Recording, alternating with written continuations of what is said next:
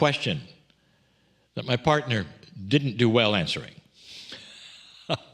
So I'm going to take over. You've been put in a beautiful place in Gaia. That meditation puts you there where you can listen and be quiet and be that person perhaps which is with an alliance of that energy of Gaia. There is no more perfect place. That is one kind of place to put yourself in for intuition to start blossoming. Dear ones, there is a premise that we use that is called humans have free choice. The premise we have used from the beginning is that a human being will get information if they ask for it. If there is no asking, there is no receiving. But when you put yourself in a position of wanting intuitive thought, that comes from a soul consciousness. And when you put yourself in that position, then it starts. Everyone is different. So different. There are those who will go and travel to places that are so quiet and magnificent. And they'll meditate for some time. And in that slot, you'd say, of time and existence for them, in will come instructions for them. And they may flash by in their mind as intuition seems to do, but it'll be clear. And they'll come out of that and they'll say, I was in a quiet place and I got information. Now, stop. Did they ask for it? Yes, they did. When they sat in the quiet place, it was a signal to us that said they're ready to receive. With free choice, they went there and they got information. And they got it through their intuition, through their consciousness, through their alliance with their soul, which is allied with spirit. But then there are others of you who are not meditators. And we have discussed this before as well. There are so many types of humans and what they do to soothe their soul.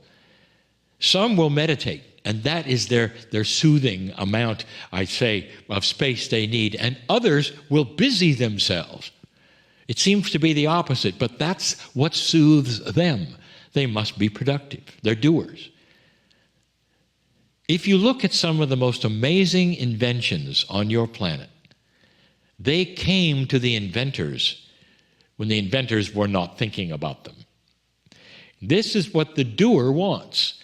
The doer says, I will do this and I'll do that, and along the way, an intuitive thought will come when I don't expect it, and I'll know something I didn't before. So have they asked for it? Yes. Because they were doers, and they said, by doing this, I'll receive something I need. An intuitive thought which will push me into an area I didn't expect. Here's what I'm telling you.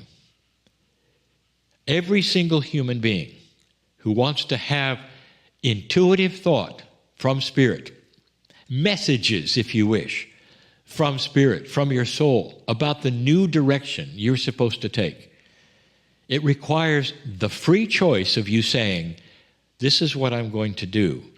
I want this kind of message. Dear Spirit, put me in a place where I'll have the intuitive thought that I need so I'll know what's next. But that's just the first step. The next step is interpreting intuition. Here is an axiom of interpretation. What happens first is the message, not how you then bias it with the interpretation. Did you get that? Sometimes you may receive a flash of intuition and you'll say, well, that's not right. Well, that'll never work. Well, that's not even me. You'll be right. It isn't you, and that's the whole point. It's pushing you to a place you would never have gone.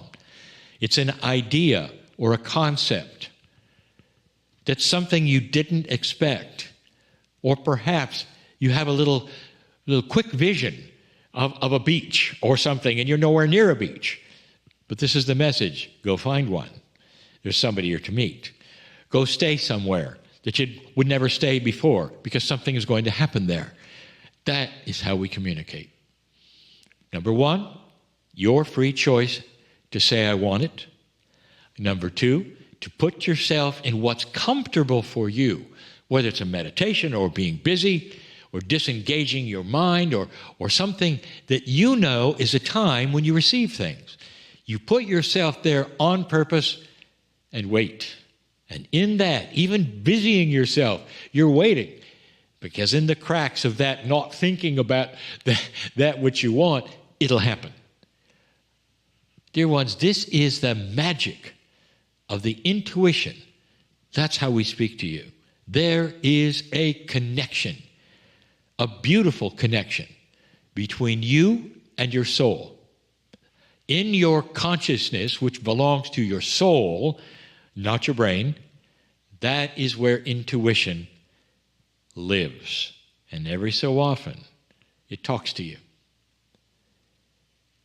There are so many examples of beautiful intuition. My favorite is the mother who is about to go to sleep and has an intuitive thought that her child in the next room needs attention. And she gets up. And indeed, that child is in need of some kind of attention. And the mother then goes to sleep and says, what a beautiful thing we have as mothers. It's not just as mothers, dear. Your consciousness tweaked you for a moment and gave you that information. Get up and go to the next room. Now put it in a scale that's much larger. This is available to every single human being who puts themselves in a position of asking for it. And the mother may say, well, wait a minute, I didn't ask for it. And this leads you to that expression that is so often given of women's intuition. You were born for this. It is part of that which is raising children, intuitive thought of what they may need. This is asking because you, having the child, was just that. Dear Spirit, show me how to work with this child, how to have this intuition. It's a little different when it comes to spiritual information, but the process is the same. Your soul is in connection with you at the times that you want it, or the times you don't expect it, but the times that you ask for. That is the answer to the question of how Spirit works with humanity, especially with the old soul. And that opens another subject. How long ago was it that I told you your 24th pair of chromosomes that you have that have been multidimensional, that you cannot see under a microscope, they're starting to awaken? I just did that last month. I told you this. This enhances everything when it comes to communication with Spirit. I would love to have you go back and listen to the Circle of 12, where we gave you this information, the channelings that followed about the planting of the seeds, specifically the second channel of the planting of the seeds. This gave you that information about what that 24th pair of chromosomes is all about. It is time for them to open, figuratively to be planted as seeds. And that is your new toolbox. And in that is an enhancement of the communication that was just asked about. Dear ones, it's the beginning of a whole new paradigm for the old soul, should you want it, should you ask for it, to go to that next level, if you want to say that, of receiving even better communication and intuition, which is your legacy. It's a time capsule you've always carried, dear old soul, and now it's opening. That's the answer that I wanted to give. And so it is.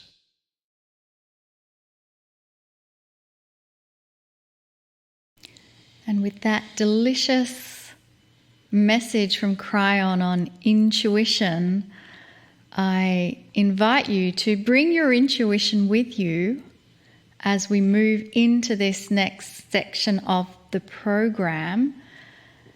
And I want to have you all welcome in to the show an amazing guest. Her name is Serena Faith Masterson, and I want to make sure she's there on the Zoom feed with us. Serena, are you there?